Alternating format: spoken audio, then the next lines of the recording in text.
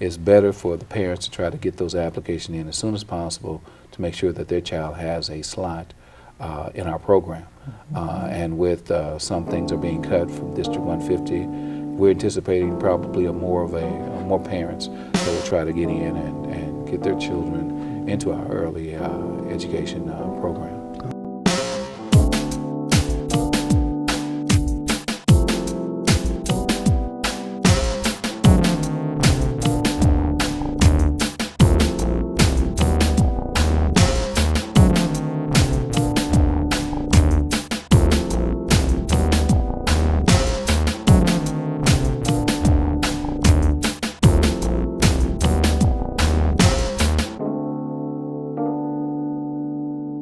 Good evening and welcome to Captions. I'm Andre Bohannon, your host, and again, I'm so glad that you're part of our viewing audience tonight. Tonight we're going to talk about a very important agency, the Community Action Agency, and particularly some of the programs it has in place that affects our young folk. We're going to be talking about Head Start, and I have sitting immediately to my left two special guests, Kimberly Thomas and Vance Jordan. Welcome to Captions. Thank you. One of the key components of the development of a child and the development of a young person is the start that they get. And the Head Start program is to give them a better and a very strong start. May I ask you, Ms. Thomas, what is your responsibility with the Head Start program? I work with the families. I work Okay. with the teachers in the classroom. I do home visits with the parents.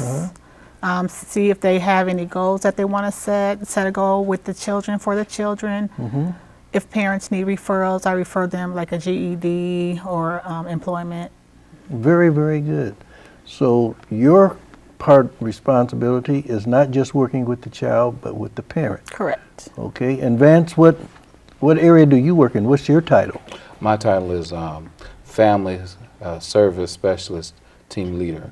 I do pretty much everything that Ms. Thomas did. Okay.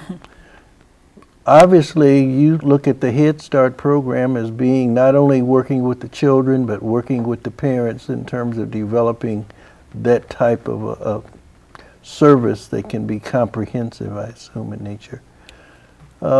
Can you make some comments in terms of when you work with parents? What does that mean to work with parents? Do you have classes? Do you have meetings? Do you invite them to the school? Or can you expand on that, Vance? Well, when we say working with families, we're talking about goals that they set and trying to move them towards that completion of those goals.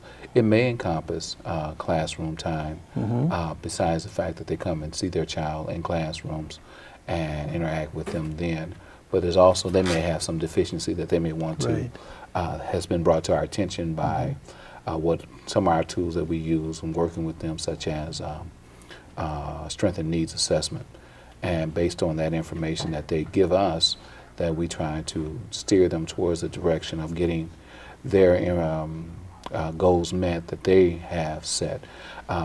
We find that if it's their goals and they have ownership of it, then we can perhaps better work them towards that end. It may means that they may have to go to a classroom such as GED or go down to a workforce network and work with them and trying to find employment or other assistance to help them towards that end. Very good. Have anything to add to that, Kimberly? He summed it up pretty well. Okay.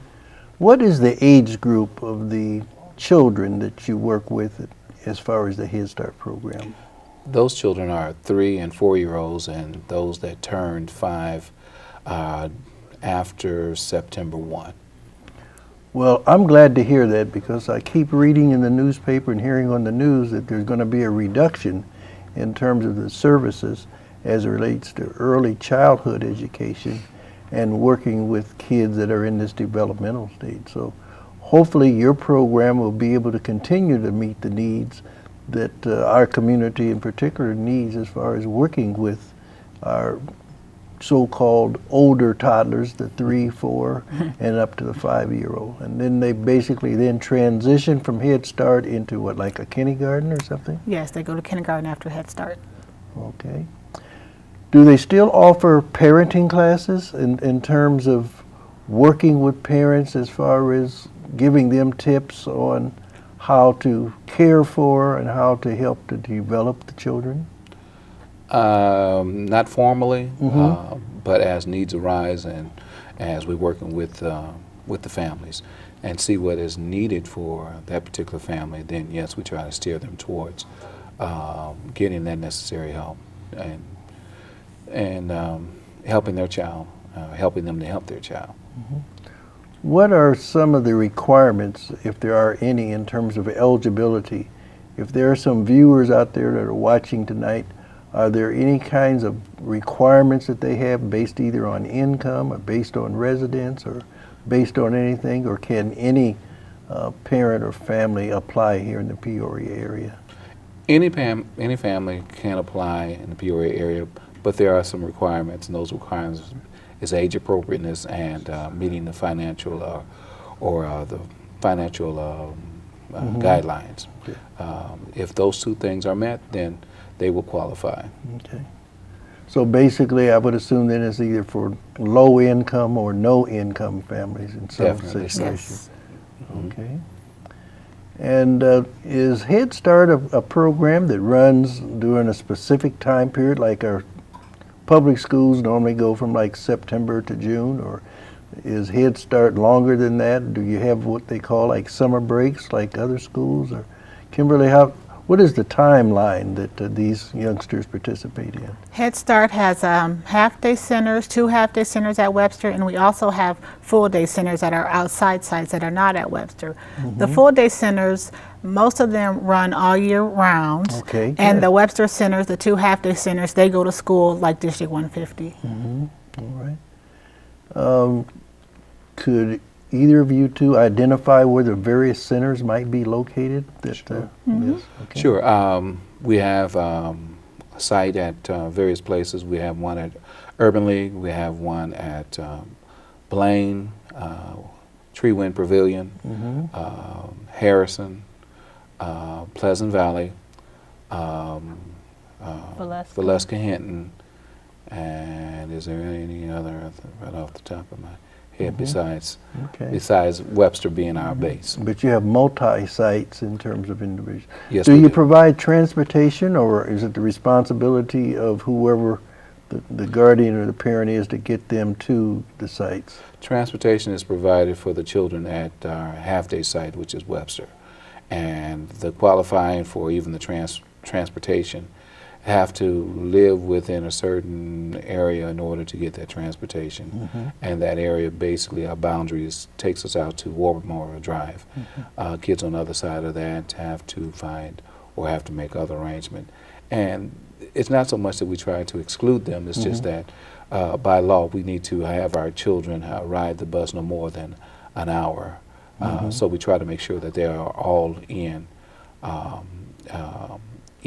within that hour.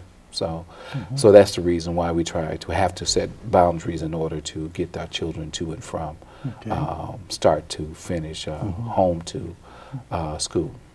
Kimberly, can you tell me what the difference is between the half-day program and the whole-day program, other than the amount of time? Are there certain families that would qualify for one that may not qualify for the other? The full-day centers are for parents who are working or going to school, or a combination of both, and they have to provide their own transportation. And the half-day center is open to all our families that qualify for Head Start.